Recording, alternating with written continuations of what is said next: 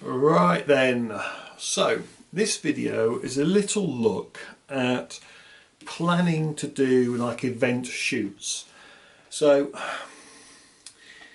doing events can be quite tricky, okay, and need a little bit of thought and a little bit of planning. Typically, you've got to think about the separational distance, okay. And if you've got a 20,000 person event going on, okay, is there a good way to do it? Now there are no events that I can film. There's none in my folder in my video backlog that I can use. So I went out to a local little park we've got, and when it's got a little football area closed off, you're kind of going to have to use your imagination a little bit, okay. It's going to talk a little bit about best practice, and this is something you should always do when you drone fly as well, okay. You're always going to fly out in front of yourself, okay. So you always put yourself between, say, the people, or you always put yourself in front of like people or roads or anything, so the drone basically never overflies your head. I'm going to do a video on kind of best practice stuff, but this one's just to give you a little bit of an insight in events. There's a lot to it, although it's only a short video. It just needs a little bit of thought, thinking about your emergency areas. Depending what aircraft you're flying may determine the rules that you can and cannot fly near. Are you flying an A2 CofC aircraft? Are you flying a C1 aircraft? Are you flying the Mini? Are you under an OSC? Under the GVC? It's like it's like this, choosing. For me, I would have 2 aircraft for events if I was doing it. I would have the Mini, because it's just the massive winner, and the Mini allows you very nicely to be able to step back quite easily from people, and then for all the distance shots looking into the event that you want to do, that's when you would switch to like a Phantom 4 Pro or a Mavic 2 Pro, those kind of aircraft, because you can take a pano with them to capture big shots and everything, but because of their cameras it does allow you to crop in, so you can like zoom in and then do some cropping. Okay, so yeah, this is just a very rough outline on how to do events. Okay, so let's have a look. Right, is this working? Yay! Right. So this video will be about doing events and filming at events and all that kind of jazz. So it could be a village fete, it could be something else. I'm going to use this as my backdrop just to make your life easier for you to understand. So this is a little football thing, my local sports ground. There are no drone signs up, okay. Now, it doesn't matter how big the event is in some respects, and others it does. So if you wanted to record the kids doing football, for example, you wouldn't fly inside that even with a Mini, okay, because it's an event, it's a group of people, you don't overfly. Now you've got to think as well about safety, okay, so we've got to have a bit of separation. Now if you're in the A3 open category, it's a village fete, and you know there's more than 1,000 people, you're going to get the 150 metre rule, okay. However, there are some other little bits, so like best practice if you like as well. So let's have a look at that kind of thing, okay. So here we've got the event, and we can say the perimeter is there, for example, and we're happy with that. Now, things to pay attention to. One is the sun, okay? So we don't want to be flying into the sun, okay? Today I'm going to have a little bit of luck, I think, maybe. Always try and work out the area around the event, okay? Always plan your escape route. as in if something goes wrong with a drone, what's your plan? At 150 meters away, you will not have a problem finding an escape route. Now, the most common mistake, the number one mistake when doing events, is people will set up, okay, 150 meters away from the event, and they will fly towards the event. This is the most common mistake. Even OSC holders, right, and I'm sorry, there's a few of them, and it's wrong again. You do not fly, okay, so let's say you had a 30 meter from an event. There's the event, here's my 30 meter mark, and your OSC allows you to fly here. The wrong thing to do, okay, is take off towards the event. That is the mistake, okay. Actually, the best way to do it, okay, is actually you turn around, going to face away from the event. We've got a walker, but we won't worry. Right, so you're now 30 meters away. You can put your aircraft at 30 meters, okay, in front of you, and then what you're going to do, okay, is you're going to take off, and you want to be at the 30 meter mark or 25 meter mark. You're the person, okay, that you never let the drone overfly your head. Okay, that's the rule. Okay, you never let the drone overfly your head. Okay, also you never let it fly past your left shoulder or your right shoulder. Okay, you are the line.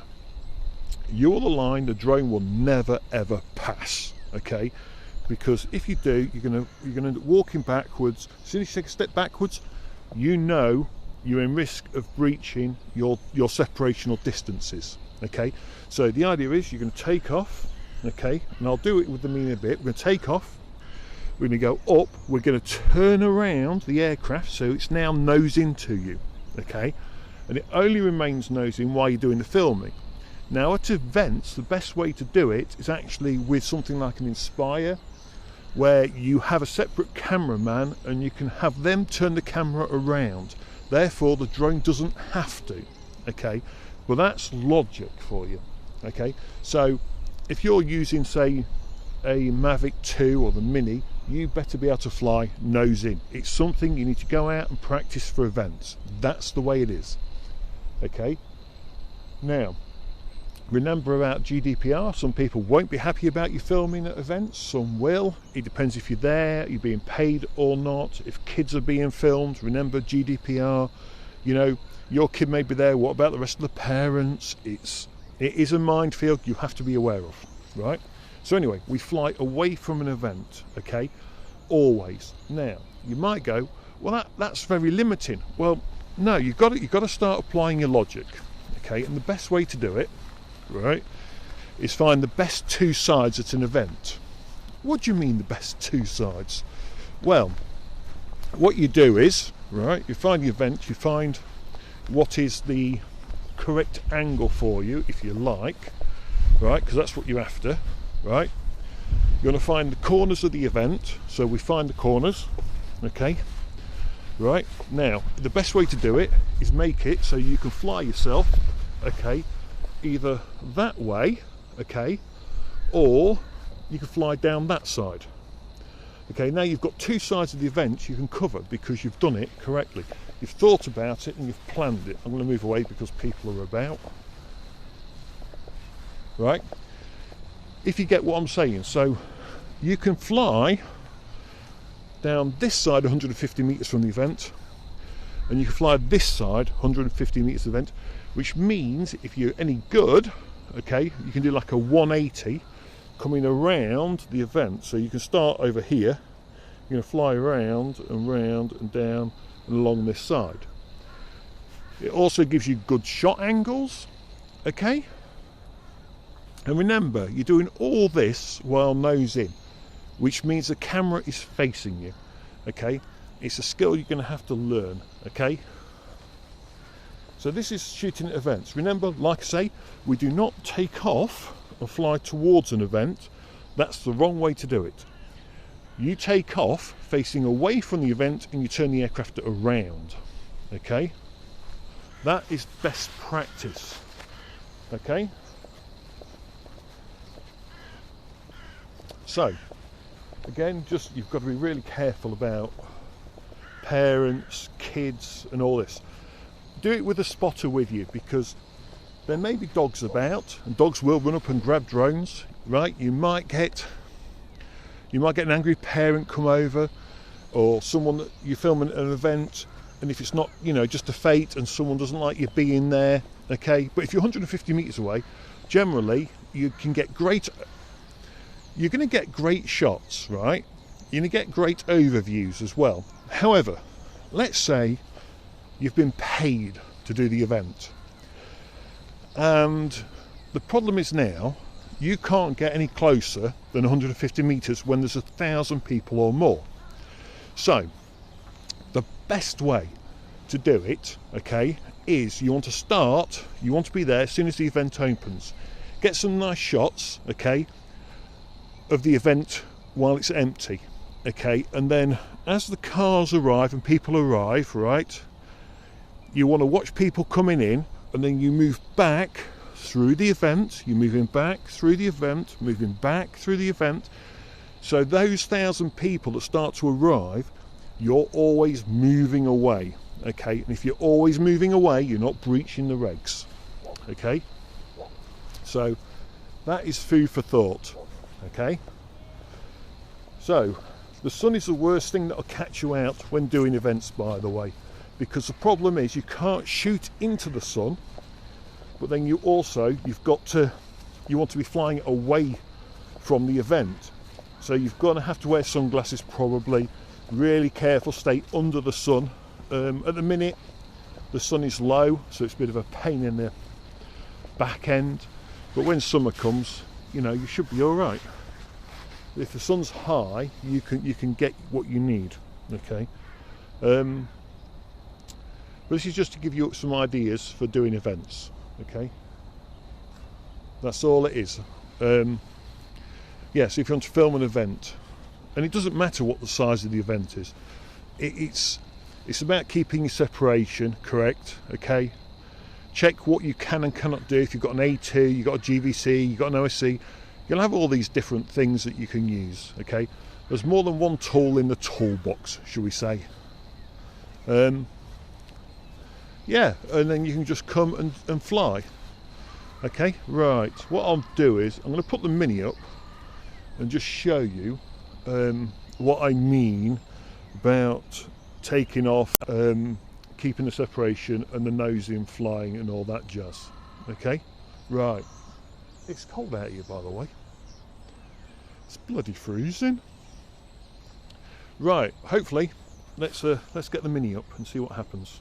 Maybe we'll get a nearby household come and complain, because the only problem I've got is I do know, or could have, is I do know some of these houses last year were having problems with drones overflying. So yeah, got to be slightly careful where I am, okay?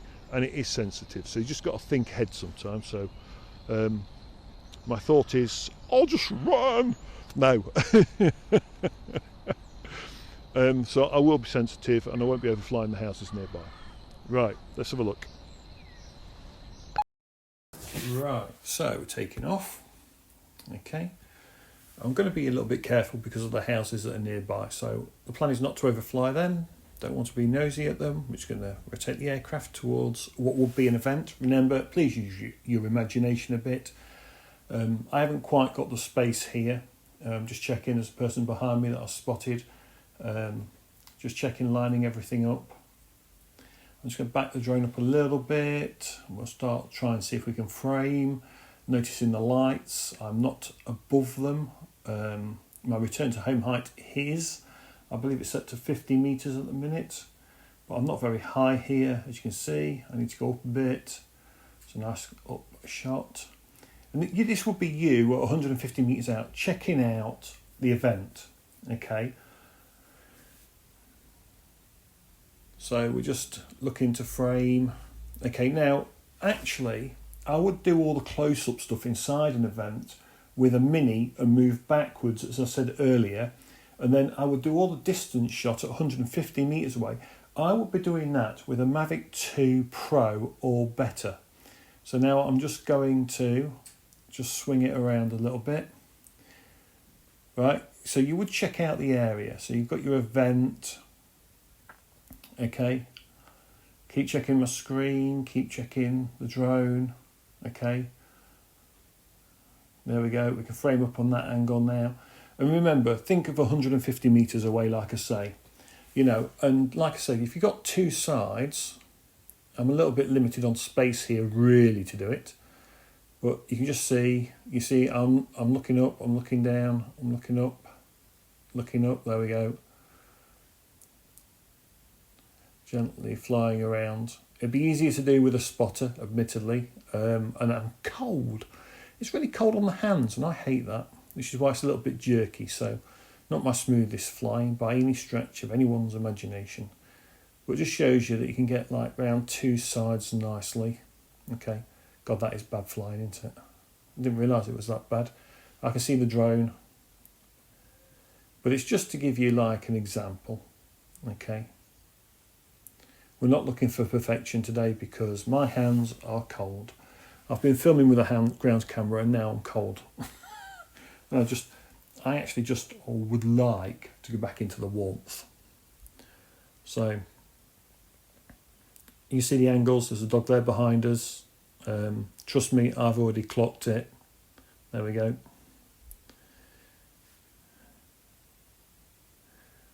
But you can have the option, and think of your escape route. Now, while it's nose in, if you get an emergency and nose in, what you would do is, as you fly forwards, you would put right yaw in and you'll rotate it round. Now I want to land, so they're there with the dog. All I'm going to do is I've done the left turn. Instead of going right, I've gone left, right? What I've done is lined up my landing spot and I've brought it down. I don't like that spot. I'm going to put it somewhere. I'm just making sure that I'm lining up nicely. There we go. Because the Mini is very low to the ground. Okay. And that just allows me to line up. So instead of doing my right and down, I was like a left and emergency down. Turn away from the vent always in an emergency and bring her down.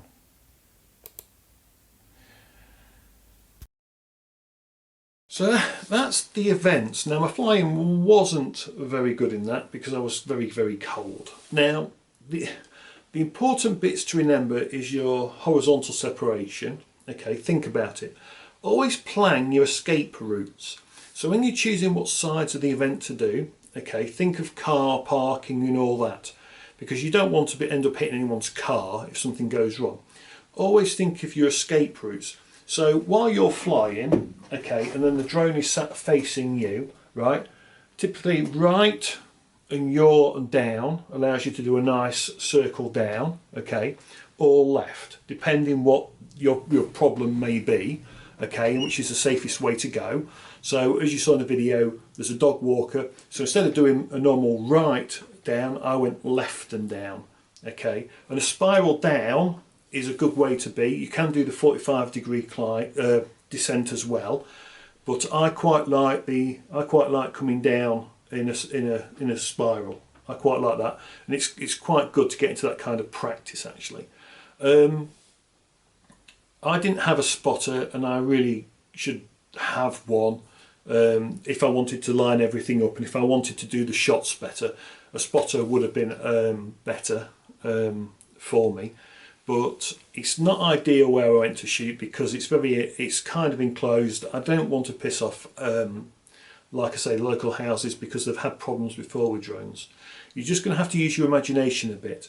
But it's also, you know, trying to explain that the two corners to the event, you can fly along this side and you can fly along this side. It gives you those extra shot options, and you're not limited. Okay, because if you can do a bit of movement around, okay, like if you've got the event and then you can do the half circle around it, that will give you a nice shot, for example, while maintaining the separational distances. Do practice nose in, okay, because nose in is the best way to do it. Like I say, you never fly towards an event. Okay, so you never fly towards an event, and the reason why you never fly towards an event, if there's ever a problem, okay, the brain goes push away. Okay, now while the drone will be facing nose in, so you're going to take off, the aircraft's going to be sat here looking at you nose in, Okay, in that emergency, what you're going to do, as you push away, so it's now coming towards you, you're going to put down and right in, or left, and then the aircraft will enter a nice spiral to come down. Okay, and it turns it away from the crowd. Okay, if you do a 45-degree descent nosing, yes, it's going to come down quickly, but it's also still facing the event. And if you've pushed forwards, you're actually heading still towards it. So as you push forwards and give it the yaw, it comes forwards, you've got the forward momentum, it does a downward spiral, and it will end up in front of you. Okay, you never, when you do an event, right, when you fly, and this should be what you do anyway, regardless, when you're flying, you look ahead. The drone's in front of you. Doesn't matter if it's nose in or tail in. Okay, your shoulders. Okay, this is your no-fly zone. You do never let the drone fly behind yourself. As soon as you do, you have to look back. You step back. You fall over. Simple. So basic flying rule. Okay, I'll do a bit more on basic like flying rules and basic do's and don'ts, because I think we need to cover some of them. But when you're doing the event, always think that the drone can never overfly your head, so it can never get to the event that you're filming. Okay, that's how you want to think of it. Your shoulders does not fly past here, so to your left and to your right. If you fly out to your left or to your right, as long as it's always in front of your shoulders and you don't have to step backwards, that's good. Okay, and you know, 150 meters out means that you could probably step back 10 or 20 meters, leave the drone on the ground, and you know that because you're at 400 feet, okay, you've given yourself that nice angle so you can do everything. But as soon as you fly too far forwards, if you're stepping backwards, you know your drone is entering the area you don't want it to. Okay, so it's just some food for thought there. I think that's most things on events covered. Just yeah, when events come back, just think, okay, before you fly at them as well. Okay, very important. Right, yeah, have a good one everyone. Safe flying. Hopefully we all get out to play soon, but who knows. Safe flying guys, take care.